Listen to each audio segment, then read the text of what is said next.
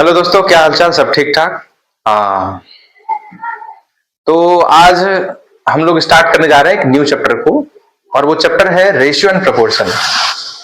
देखो, पूरे मैथ्स के अंदर ना रेशियो और प्रोपोर्शन जो होता है और परसेंटेज, ये दोनों अर्थमेटिक्स का सबसे बड़ा पार्ट होता है, और इसके ही हेल्प से आप पूरे अर्थमेटिक्स को बेहतर तरीके से सॉल्व कर पाएंगे।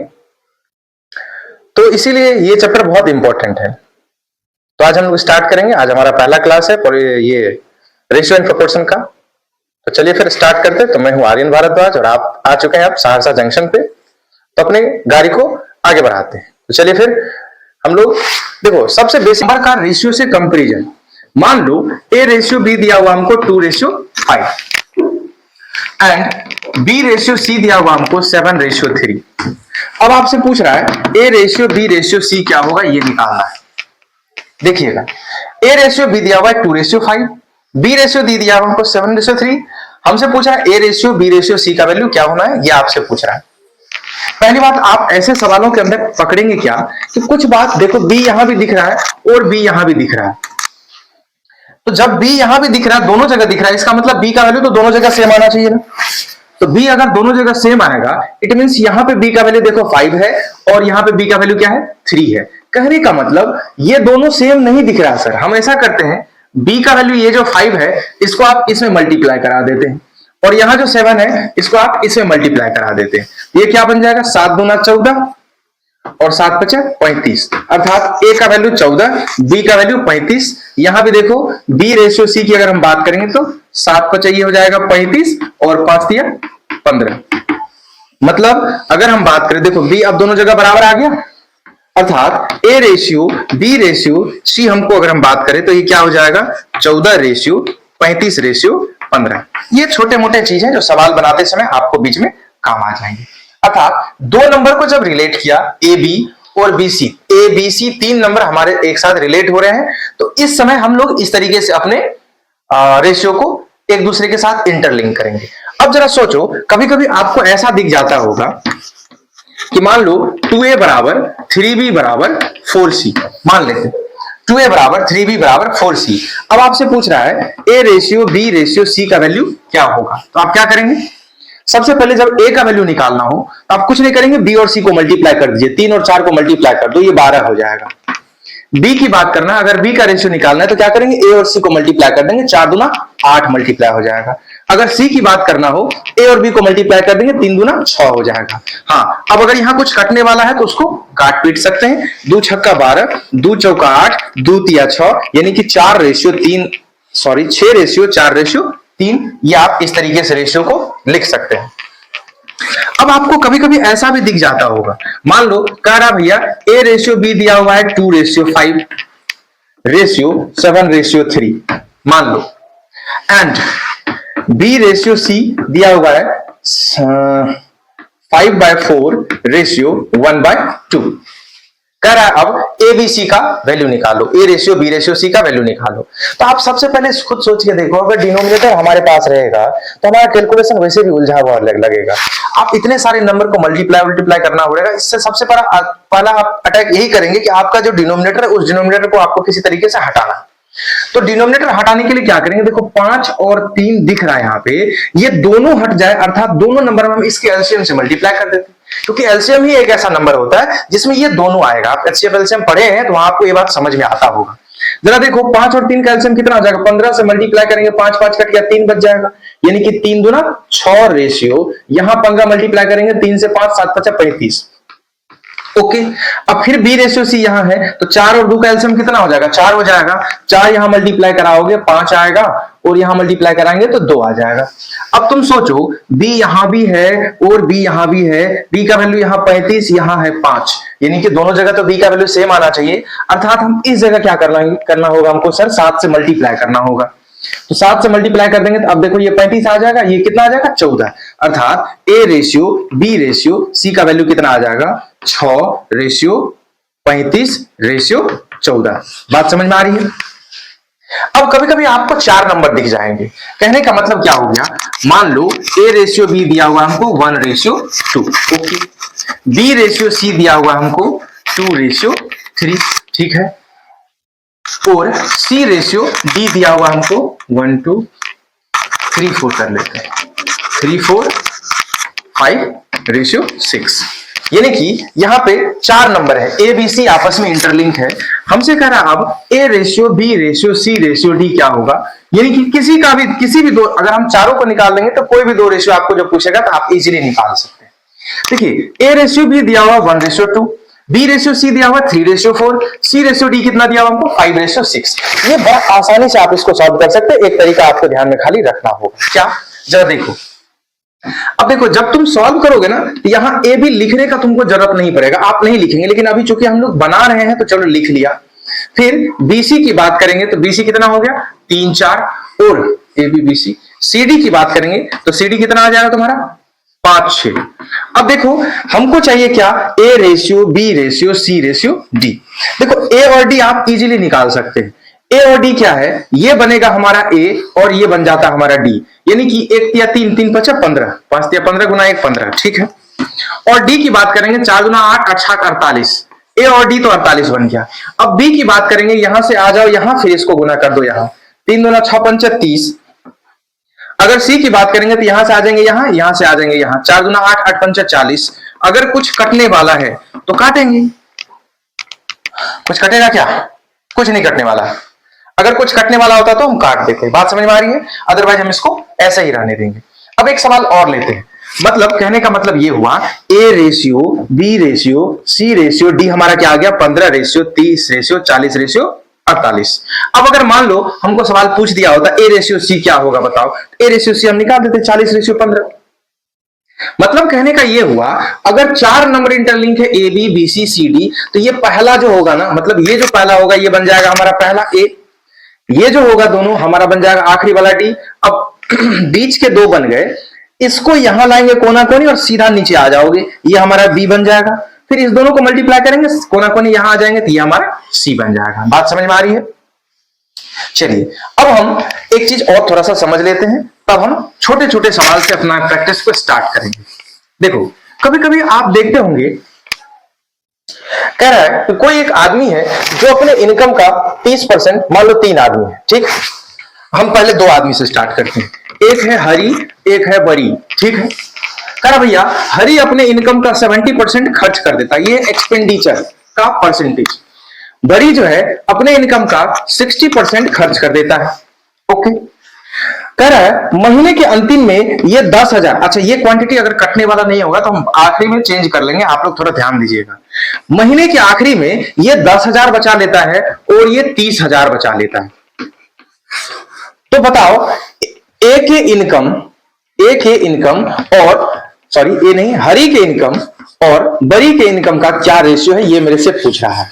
देखना सवाल क्या हमारा, हरी है जिसका एक्सपेंडिचर है 70% और बड़ी है इसका एक्सपेंडिचर कितना 60%। अब सोचो एक्सपेंडिचर मतलब कितना हो गया 70%, इट मींस क्या 70% मतलब क्या हो गया, तुम खुद सोचो ना। 70% खर्च कर दे रहा है, यानी कि 100 रुपए अगर कमा रहा है तो 70 रुपए खर्च कर दे रहा है, तो सेविंग कितना हो गया 20। 70 में से 100 खर्च हो गया, 30 बच गया ना। अर्थात कहने का मतलब अगर हम तुमसे पूछे इस एक्सपेंडिचर का, इसका रेशियो क्या हो जाएगा 7/10। अरे भाई वही है 70/100, 0 से 0 मर गया 7/10, यानी कि अगर 10 रुपया इनकम है तो एक्सपेंडिचर कितना है 7 रुपया। अगर हम बड़ी की बात करें तो ये कितना हो जाएगा 3/5, 20 या 60, 20 पंचे 100 होगा ना। अर्थात 5 रुपया अगर इनकम है एक्सपेंडिचर कितना हो गया 3 रुपया।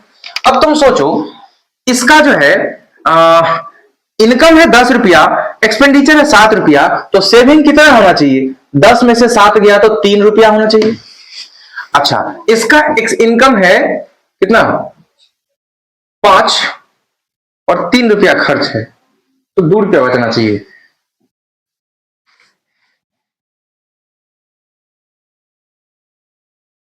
कुछ गलती हो रहा है क्या, ठीक है। इसका इनकम कितना सॉरी सेविंग कितना होना चाहिए 2 रुपया होना चाहिए, कैसे हो गया। इसको 3 रुपया बचा है, 70% खर्च कर रहा है, 60% खर्च है, इसको 2 रुपया बचा है कुछ। अच्छा हाँ सही बात है। देखो एक्चुअली में क्या है, यहाँ रेशियो तो 10 में है, यानी कि यहाँ इसके डिनोमिनेटर में 10 लिए हैं और इसके डिनोमिनेटर में 5 लिए, कोई बात नहीं, 5 में से 2 रुपया बच रहा है तो 10 में से 4 रुपया बचेगा, इसका सेविंग ज्यादा है, कोई दिक्कत नहीं है, आप 5 भी रखेंगे सवाल बनेगा। अब जरा सोचो, जरा समझना बात को, सवाल कह रहा है कि इसका बचत है 10,000, जबकि ऐसा करते 15,000 मान लेते और इसको 20,000 मान लेते। इसका ये 3 का वैल्यू कितना है, ये 3 का वैल्यू है, मेरे हिसाब से सेविंग कितना आया 3, लेकिन इसका सेविंग है कितना 15,000, यानी कि 3 का वैल्यू कितना है 15,000।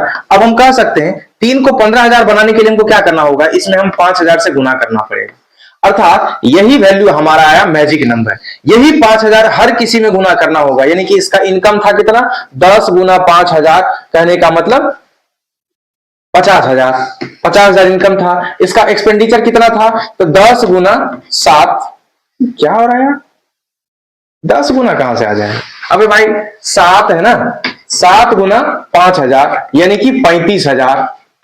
देखो 50,000 इसका इनकम था, 1 0 मर गया, मरा नहीं है, घट गया, 50,000 इनकम था, 35,000 खर्च किया तो 15,000 बच गया इसका। अगर हम इसके इनकम की बात करें तो देखो ये कह रहा सेविंग है 2 रुपया, जबकि सेविंग कितना है 20,000, यानी कि 2 रुपया को 20,000 बनाने के लिए आपको किससे गुना करना होगा 10,000 से, है ना, यानी कि ये हो गया हमारा मैजिक नंबर, यानी कि 10,000 से सबको मल्टीप्लाई करना होगा। इसका इनकम कितना हो गया 5 गुना 10,000 यानी कि 50,000, खर्च कितना हो गया सर 3 गुना 10,000 यानी कि 30,000, 20,000 हमारा सेविंग हो गया। बात समझ में आ रही है। तो इस तरह के सवाल को हम कोरिलेट करेंगे। अब हम छोटे छोटे सवाल से स्टार्ट करते हैं, आप देखिएगा मजा आएगा और मेरे साथ बनाना जरूर, ठीक है, वरना फिर इसका कोई मतलब नहीं रह जाएगा। चलो अब हम सवाल लिखते हैं, आप हमारे साथ बनाते चले जाएंगे। सबसे पहले छोटे से सवाल से स्टार्ट करते हैं, बड़ा आसान सा सवाल है। करा बच्चा, अगर A रेशियो B 2:5 है और B रेशियो C 7:9 है, तो हमसे पूछ रहा है A ratio B ratio C का वैल्यू क्या होगा। अब बड़ा आसान सा सवाल है, हम क्या बताएं तुमको, देखो B यहां भी इंक्लूड है जो 5 है, और यहां जो B इंक्लूड है ये 7 है, अर्थात इसमें 5 से गुना करना होगा, इसमें 7 से गुना करना होगा। 7 गुना 14, 7 5 35 और 9 5 45, यही हमारा रेशियो होगा। अगर कुछ काटना होता तो काट देते। ये हो गया हमारा A ratio B ratio C का वैल्यू, क्वेश्चन नंबर पहला। अब आते हैं क्वेश्चन नंबर 2 पे। सेम टाइप का सवाल है। देखो कभी कभी डाटा ना, सवाल को हम बनाते समय बीच में चेंज कर देंगे, अगर कटने वाला डाटा नहीं रहेगा तो फिर उसको हम चेंज कर देंगे, आप थोड़ा हड़बड़ाइएगा नहीं। देखिए कह रहा है, हाँ, अगर A रेशियो B रेशियो, देखो A रेशियो B है 3, हमसे कह रहा है A रेशियो B जो है वो है 3:4, B ratio C 4:7, 6:7 and C ratio D is equal to 1:5 है। तो हमसे कह रहा है A ratio B ratio C ratio D क्या होगा, या कभी कभी पूछ देगा कि A रेशियो D क्या होगा, कुछ भी पूछ सकता है। अब आप बताइए, यहाँ 4 नंबर दिख रहा है A B C D, हम आपको अभी भी सिखाए A का वैल्यू कैसे निकालते हैं। आप चाहे तो ऐसे लिख सकते हैं 3 4 6 7 1 5, ये तीनों तो A बनाएगा। छतरी का 18 गुना 1 18 हो गया A का वैल्यू। D की बात करेंगे तो कितना हो जाएगा, 7 35 35 5 30 5 150 25 175, ये हो गया A। अब B की बात करेंगे, B कैसे निकालते हैं बोलो, इसको कोना कोनी गुना करेंगे, इसके नीचे आ जाएंगे, तो 6 चौका 24 गुना 1 24। अगर हम इसकी बात करेंगे तो इस दोनों को सीधा सीधा गुना करेंगे और ये कोना मिला देंगे, 7 चौका 28 गुना 1 28। ये हमारा A ratio B ratio C ratio D का वैल्यू आ गया। बात समझ में आ रही है। 140, अरे वो मिस्टेक हो सकता है, कोई दिक्कत नहीं, संभाल लेना। आगे बढ़ते हैं, फिर सवाल क्या कर रहा है, अगला सवाल है हमारा,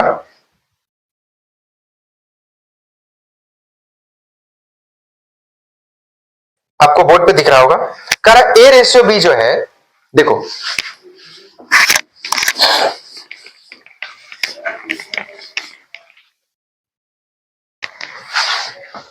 A रेशियो B दिया हुआ है 2:3, okay. B ratio C B ratio C दिया हुआ है 5:7। मेरे से कह रहा है A plus B ratio B plus C ratio C plus A का वैल्यू क्या होगा, इसको आपको समझाना है। आप गौर से देखिए, हमको यहां 3 ही नंबर कंबाइन किया हुआ ए बी और सी। तो ठीक बात, ए बी सी का वैल्यू अगर निकल जाए तो हम उसको सीधे सीधे ऐड कर सकते हैं। तो अगर हम बात करें, यहां बी को देखो, यहां 3 है और यहां बी 5 है, यानी कि 5 यहां से गुना होगा तो 10 15 और 3 यहां गुना होगा तो 7 या 21। यही आ रहा है A ratio B ratio C. अब अगर हम तुमसे पूछे ए प्लस बी तो कितना हो जाएगा, 15 10 25, बी प्लस सी तो 15 21 36 26 36 आ जाएगा, 36 आ जाएगा हमारा। और ए रेशियो सी की बात करेंगे तो 21 10 31। ये हमारा ए प्लस बी प्लस सी और सी प्लस ए का रेशियो बन जाएगा। ठीक है, अगले सवाल की अगर हम और बढ़ें तो अगला सवाल भी बिल्कुल सेम पैटर्न का है। आप जरा इसको समझाएंगे। कह रहा है A ratio B is equal to 1:2, A ratio B ratio C is equal to 5:7 and C ratio D is equal to 3:2। तो मेरे से पूछ रहा है A ratio B ratio C ratio D क्या होगा, ये मेरे से पूछ रहा है और हम आपको ये दे रहे हैं सवाल बनाने के लिए, हम बताएंगे। ठीक है, देखिए ये आप कोशिश कीजिएगा, सवाल बहुत नॉर्मल सा है। देखो 4 नंबर इंटरलिंक हुए ए बी सी डी, तो अगर 4 नंबर इंटरलिंक हुए तो क्या होगा, ए नंबर पूरा ये, डी का वैल्यू पूरा ये। अब ये बताए सीधा आओ कोना जाओ, सीधा जाओ कोना आओ, है ना, समझाए हैं, आप कर लेंगे इसको। अगला सवाल सेम पैटर्न का है। कह रहा देखो ए रेशियो बी जो हमारे पास दिया हुआ है,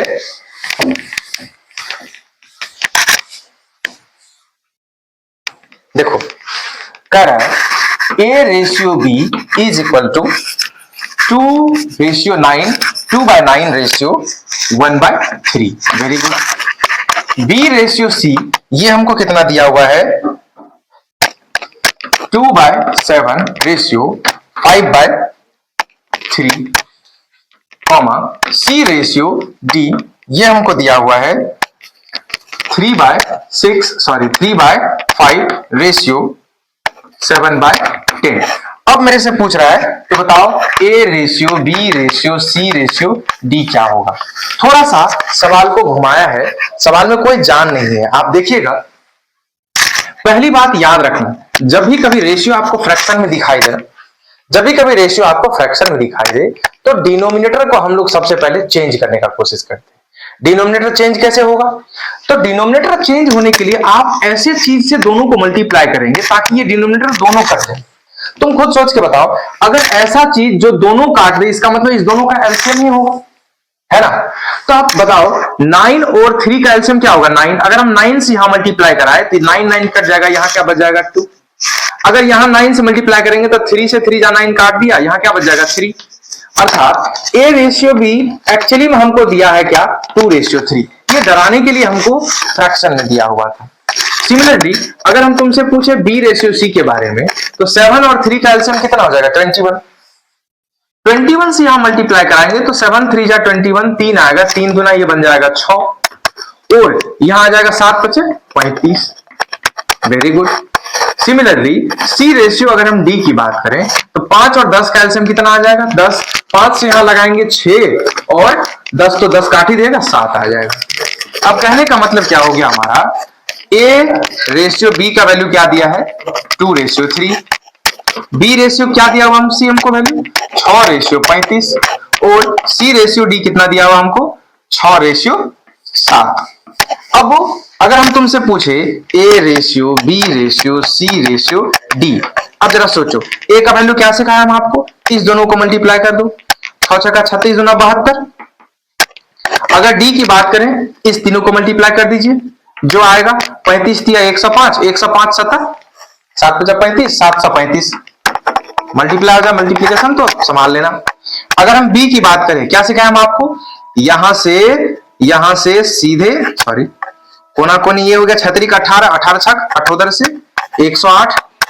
और अगर इस चीज की बात करेंगे तो इस दोनों को मल्टीप्लाई करो, 35 दिया 105 15, यहां गलती हो गया था, हाँ 35 दिया, 105, 105 छक्का 630।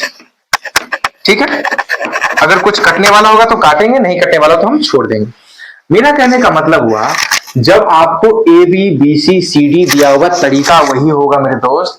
आप बस इतना याद रखेंगे कि अगर फ्रैक्शन दिया हुआ है तो फ्रैक्शन के डिनोमिनेटर को आपको हटा देना है। अब हटाएंगे कैसे? तो कोई ऐसे चीज से मल्टीप्लाई करेंगे ताकि दोनों हमको डिनोमिनेटर काट दे। ठीक बात। अब थोड़ा देखो, अगले सवाल पे चलते हैं। अच्छा, अगला सवाल बिल्कुल सेम पैटर्न का है। कह रहा है 2a बराबर 11b is equal to 7c। तो हमसे कह रहा भैया मेरे a ratio b ratio c का वैल्यू क्या होगा। क्या सिखाया हम आपको? ऐसे सवाल में a का वैल्यू निकालने के लिए इस दोनों को मल्टीप्लाई करते हैं, 11 से 77। b का वैल्यू निकालना है तो 7 दूना 14, c का वैल्यू निकालना है 11 दूना 22। ये हमारा फाइनल एबीसी का रेशियो हो जाएगा। कोई दिक्कत? आगे बढ़ते हैं, आगे बढ़ते हैं। कह रहा है, हाँ ये थोड़ा अच्छा सवाल है। कह रहा है देखो, ये क्वेश्चन है ए रेशियो बी प्लस सी, ये हमको दिया हुआ है 3:5। ओके, फिर दे रहा है बी रेशियो सी प्लस ए, ये दिया हुआ हमको 1:2। कह रहा है सी रेशियो ए प्लस बी क्या होना है, ये मेरे से पूछ रहा है। देखो थोड़ा समझना इस सवाल को। यहां क्या है, यहां थोड़ा सवाल चालाकी किया है। आप अभी तक देखते थे ए रेशियो बी दिया रहता था, बी रेशियो सी दिया रहता, कुछ ऐसा दिया रहता था। लेकिन इस बार क्या किया है, A ratio B plus C दिया हुआ है। ठीक है, जो कितना है 3:5। B ratio C plus D दिया हुआ है, जो कितना रहता है, कितना दिया हुआ 1/2, 1:2। अब इससे पहले इस तरह के सवाल में क्या होता था कि कोई एक नंबर दोनों में कॉमन होता था और उस कॉमन वैल्यू को हम बराबर कर लेते थे मल्टीप्लाई करके, और हम वहां से नंबर निकाल लेते थे। पर यहां कुछ तो कॉमन नजर ही नहीं आ रहा है। यहां ए है बी प्लस सी है, यहां बी है सी प्लस ए है। सर जी अब यहां तो मुश्किल में आ जाएगा। तो आप जरा एक बात बताओ, अगर हम इस दोनों को जोड़ दें तो क्या ये ए प्लस बी प्लस सी होगा? सिमिलरली अगर हम इस दोनों को जोड़ देंगे तो यहां भी ए प्लस बी प्लस सी होगा। अब आप बताइए एबीसी जो भी वैल्यू होगा, ए प्लस बी प्लस सी यहां से कराओ या ए प्लस बी प्लस सी वहां से कराओ, बात तो सेम ही आएगा ना।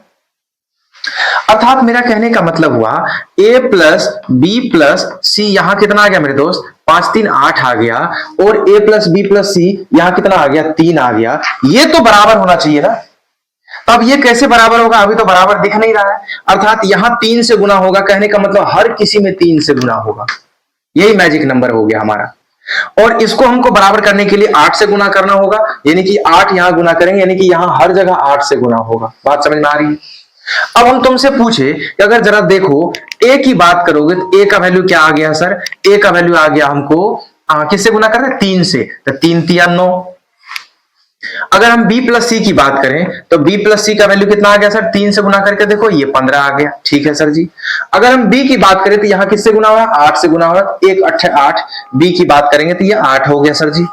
अगर हम c प्लस a की बात करें तो c प्लस a क्या हो गया सर, 8 दूना 16 हो गया। समझ रहे बात? देखो हम कुछ नहीं किए हैं, हम इतना ही कि यहां पे कोई भी ऐसा नंबर नहीं दिया था जिसको हम बराबर कर सके। तो यहां हमको समझ में आ गया, अच्छा यहां अगर जोड़ दें इन दोनों को तो ये भी ए प्लस बी प्लस सी आ जाएगा और ये भी ए प्लस बी प्लस सी आ जाएगा। ये जो ए प्लस बी प्लस सी है, जो कुछ भी ए बी सी का वैल्यू होगा, जब तीनों को जोड़ेंगे तो ये तो वैल्यू बराबर आएगा ना। अर्थात ए प्लस बी प्लस सी यहां जोड़े तो 8 हो गया और वहां जोड़े तो 3 आ गया। अब इस 8 को और 3 को अगर हमको सेम बनाना है, इस 8 से यहां गुना कर देंगे, इस 3 से यहां गुना कर देंगे, यही तो कर रहे हैं। इस 3 से यहां गुना करने का मतलब क्या हो गया, इस जगह पूरी आपको गुना करना होगा। इस 8 से यहां गुना करने का मतलब क्या हो गया, आप लाए तो है यहां, इससे हमको 8 से मल्टीप्लाई करना होगा।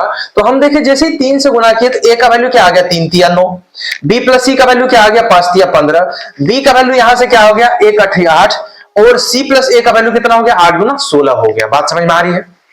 अब तुम खुद सोच के देखो, यहां a है 9 और a प्लस सी है 16, तो c कितना हो गया सर, 7 होगा कि नहीं होगा? अब तुम सोचो b है 8 और c है तुम्हारा 7, तुम सोचो 8 7 15 हो गया ना। कौन बच गया, a बच गया। नहीं, बी भी मिल गया, ए भी मिल गया, सी भी मिल गया, हो गया, खत्म कहानी। अर्थात A ratio B ratio C अगर हम बात करें, डी भी है क्या?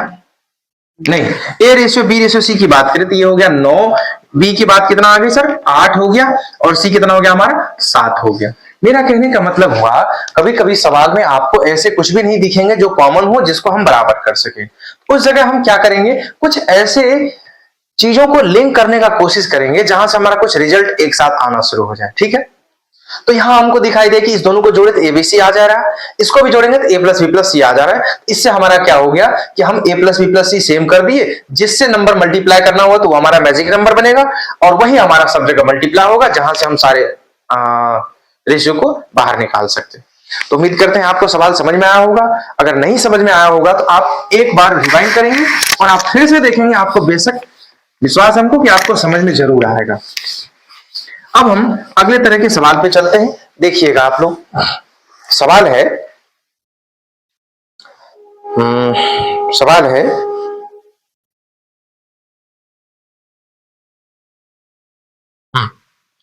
करा मेरे दोस्त, देखो 5100, देखो हम पहले सवाल को पढ़ते हैं, देखना। 51,000 रुपया को ए बी सी डी में इस प्रकार बांटा जाता है, यानी कि 51,000 रुपया है, इसको हम ए बी सी डी इस चारों में बांट रहे हैं। 51,000 रुपये को हम ए बी सी डी चारों में बांटते हैं, जिससे कि जो इसके ए और बी और सी और डी के भागों का अनुपात, अर्थात ए और बी का अनुपात, ए और बी का रेशियो दिया हुआ हमको 2:3, बी और सी का रेशियो दिया हुआ हमको 4:3, और सी रेशियो डी कितना दिया हुआ हमको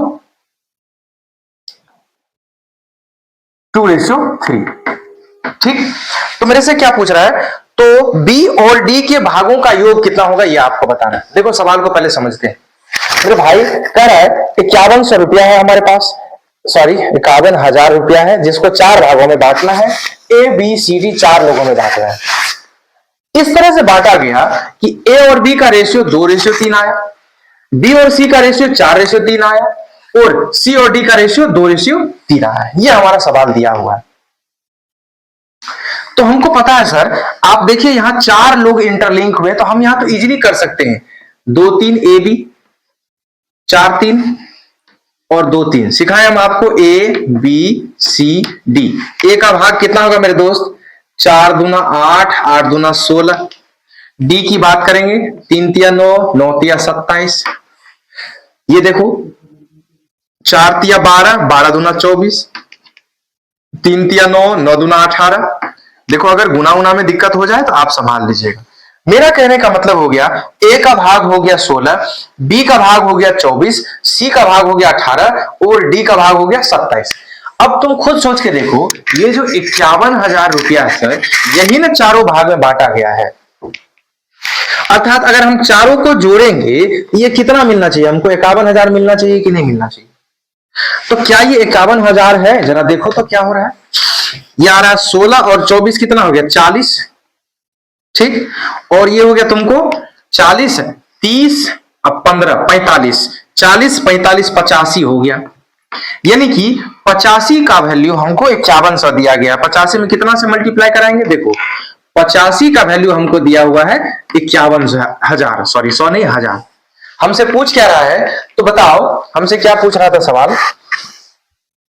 बी और सी के भागों का योग बताओ, यानी कि बी और सी के भागों का योग बताओ। तो बी को कितना मिला है? देखो 24, और सी को कितना मिला है? 18। यानी कि इस दोनों के सम का वैल्यू आपसे पूछ रहा है, 18 और 24 का वैल्यू। ये कितना हो गया? 20 10 30, 8 4 12, 42 का वैल्यू हमसे पूछ रहा है। यानी कि 85 का मान अगर 51,000 है, तो 42 का वैल्यू कितना होगा? देखो 17 5 85, 17 तिया 51, 5 छक्का 30, 600 गुना 42, 6 दूना 12, हाथ में 1, 6 चौका 24, 25। शायद अगर गुना होना सही है तो ये हमारा बी और सी का वैल्यू निकल जाएगा। ठीक है, तो आज हम क्लास को करेंगे खत्म यहीं पे। आज बड़ा छोटा सा क्लास आपको हम समझाए हैं। उम्मीद है ये बेसिक क्लास था, इसीलिए हम ज्यादा देर आपको समझाए भी नहीं। आप इन सारी चीजों को अच्छे तरीके से करेंगे। कल से हम एकदम धुआंधार प्रैक्टिस पे चले आएंगे। और अगर ये सवाल आपको समझ में नहीं आया हो तो हम आपको कल एक बार फिर ये सवाल को समझाएंगे, इस तरह के 1-2 सवाल लेके, ताकि आपको नंबर का एक दूसरे से लिंक कैसे करते हैं हम लोग ये समझ में आ जाए। तो ठीक है, मिलते हैं हम लोग अगली क्लास में। तब तक आप अपना ख्याल रखें, पढ़ाई करते रहें। Okay, all the best and good bye.